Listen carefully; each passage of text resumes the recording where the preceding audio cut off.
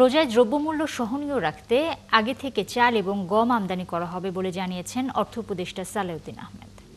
মঙ্গলবার সচিবালয়ে ক্রয় সংক্রান্ত উপদেষ্টা কমিটির সভা শেষে সাংবাদিকদের কথা বলেন তিনি। অর্থ উপদেষ্টা বলেন, রোজায় পণ্য আমদানির জন্য এলসি খোলা সহনীয় বাংলাদেশ ব্যাংক।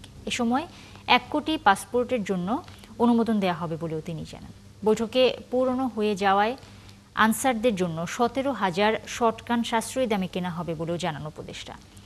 সেই সঙ্গে পুলিশের জন্য বডি ক্যামেরা কেনার বিষয়ে তিনি বলেন, আগে 40,000 কেনার কথা থাকলেও এখন সেই সংখ্যা কমিয়ে আনা হবে।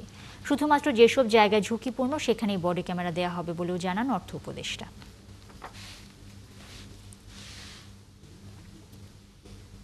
রোজার আগেই আমাদের চাল, গম এগুলো আনছে, আর বাকিগুলো ক্রমাগত হচ্ছে। আর আপনারা জানেন অলরেডি তো এলসি খোলার ব্যাপারে বাংলাদেশ ব্যাংকে তো একটু লিবারেল হয়েছে।